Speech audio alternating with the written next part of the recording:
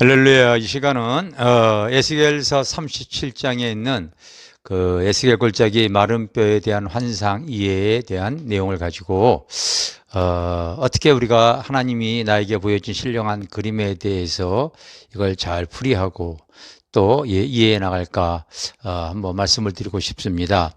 우리가 영적인 사람은 잠을 잘 때 때로는 꿈으로 하나님께서 신령한 계시를 말씀해 주시기도 하고요. 또 깨어 있을 때는 하나님께서 그 환상을 열어서 하나님에 대한 그 신령한 계시를 우리가 이렇게 또 볼 수도 있는 거죠. 그런데 그거에 대해서 이제 이해할 수 있는 내용들을 우리 먼저 이제 성경에 있는 말씀을 가지고서 한번 이렇게 드러내고 싶습니다. 아시다시피 에스겔이 이와 같은 환상을 봤을 때는 바로 하나님의 백성, 이스라엘 백성들이 하나님 앞에 범죄하여서 이제 바벨론 포로로 끌려가서 아주 비참한 삶을 살고 있는 모습이죠. 아무 소망이 없는 그러한 삶이 마치 거대한 그 공동묘지와 같은 절대로 소망이 없는 그런 모습을 말하는 것입니다. 오늘 에스겔 37장에 보면은 바로 이 11절에 그렇게 나와 있어요. 인자야, 이 뼈들은 이스라엘의 온 족속이라.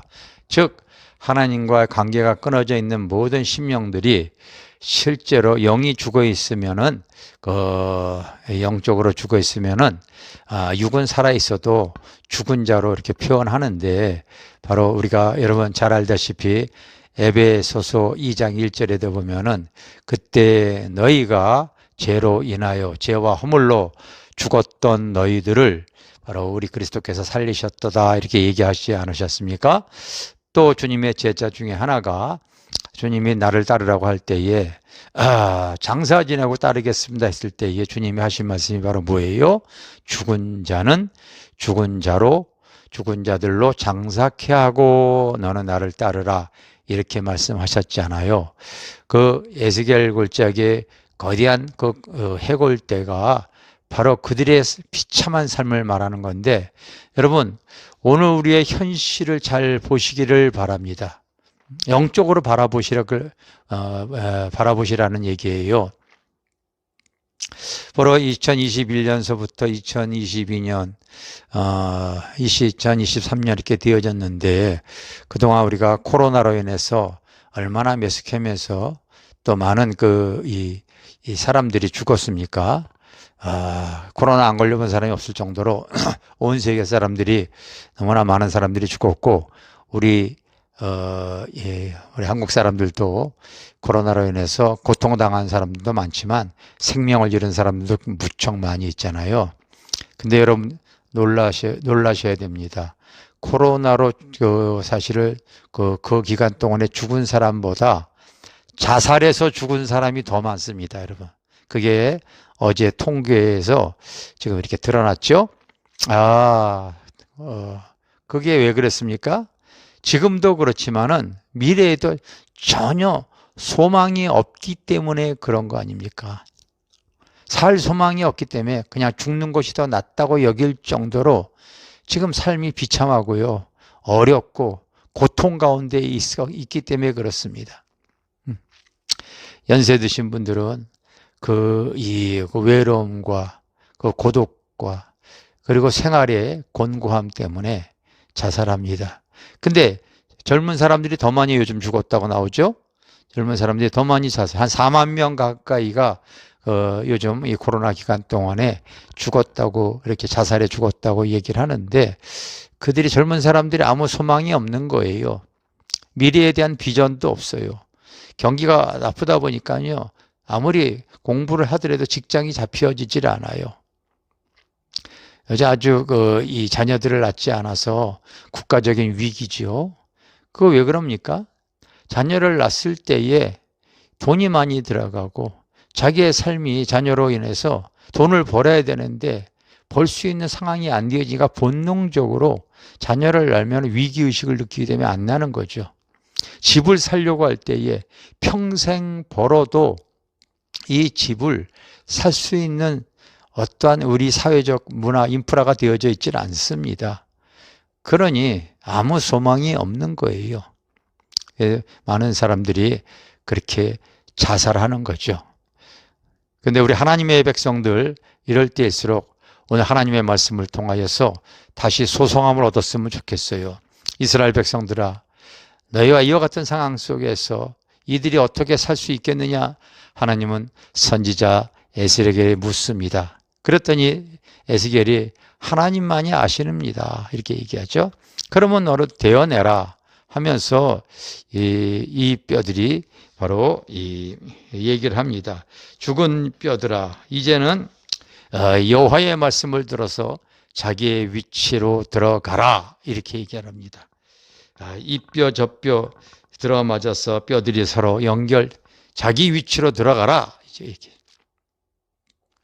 오늘날 교회의 위기가 바로 무엇 때문입니까? 하나님을 떠난 삶의 자리에서 신앙이 흩어져 버린 성도들이 너무나 많습니다. 특히 여러분 코로나로 인해 가지고 이제 교회에 안 나가고 주저앉아 있는 그 성도들이 평균 교회마다 20% 30%가 있다고 그러지 않습니까? 다시 자기 자리로 들어가셔야지 왜 계속 그렇게 있습니까? 그러면서 사회 탓, 남 탓하지 마십시오. 하나님 앞에 내가 지금 그 잃어버린 자리를 찾아가야 될 줄 믿습니다.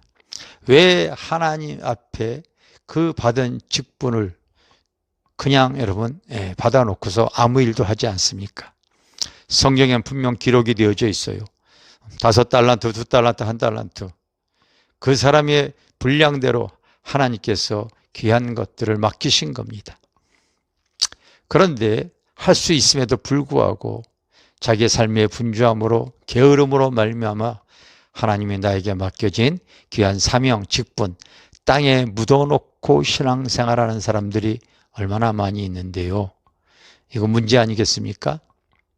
성경엔 또 두 아들의 비유가 나와 있습니다. 아버지를 떠난 둘째 아들이 결국 지원 열매를 먹고 돌아오는데 사실은 여러분 성경을 다 잘 보십시오. 둘째 아들보다 더 큰 문제가 큰 아들이잖아요. 그 아들이 자기 동생이 돌아왔다는 소식을 들었을 때 큰 아들이 화를 냈잖아요. 내가 지금까지 아버지의 집에 거하면서 아버지의 명을 어긴 일이 없거늘. 그러나 그 큰아들이 뭐가 문제겠어요? 그는 아버지의 집에 있으면서도 정말 아버지의 마음을 모르는 거예요. 이 마음이 하나가 되어지지 않은 성도와 신앙생활할 때 목회자인 내 자신도요 무척 불편하더라고요. 아버지는 한 영혼이라도 구원하기 위해서 그렇게 우리에게 그 영혼 사명에 대한 감당을 줬는데 전혀 따라오지 않는 성도들, 아버지의 마음, 목회자의 마음을 전혀 모르는 성도들 참 많이 있어요. 먼저 내가 영적으로 죽을 것 같은 그런 어려움 속에 있으면은 다시 마른 뼈들아 자기의 위치에 찾아 들어가라. 하나님께서 우리에게 말씀하십니다. 이 시대에 다시 자기의 자리로 들어가시기를 바랍니다. 그래서 그렇게 들어갔지만은 그 뼈들이 또 이 삐걱삐걱 소리가 나요. 그래서 하나님께서 뭘 얘기를 합니까? 생기가 사방으로부터 들어와서 생기야 들어가라 이렇게 얘기하죠. 바로 37장 9절에 보면은 생기야 사방으로부터 와서 이 죽음을 당한 자에게 불어서 살아나게 하라. 바로 뭐예요? 성령의 기름이 부어지기를 원하는 거죠. 삶 속에 하나님의 성령의 기름이 부어지면은요 개인의 삶도 소생이 되어지고 교회도 성령의 기름 부음으로 소생을 얻을 수가 있고 국가와 사회도 마찬가지라고 봐집니다. 우리가 깨어있는 삶 속에서 살아가지 아니하면은 절대로 그 교회가 그 성도 심령이 소생함을 얻지 못합니다.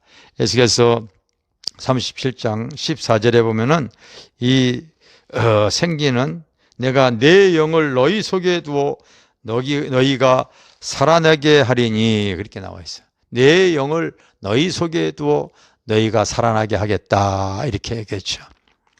아무 소망이 없는 현 시대에 사람들이 살았다 하나 죽음과 같은 이러한 이 현실의 곤고함과 외로움과 어려움은 다시 전후 좌우가 다 막혀 있어도 오직 뚫려 있는 곳은 하늘이기에 하나님의 말씀을 듣고 하나님의 말씀대로 자기의 자리를 찾아 들어가고 말씀에 순종하고 그리고 하나님께 기도하는 가운데 하나님의 인도함을 받을 수 있기를 바랍니다.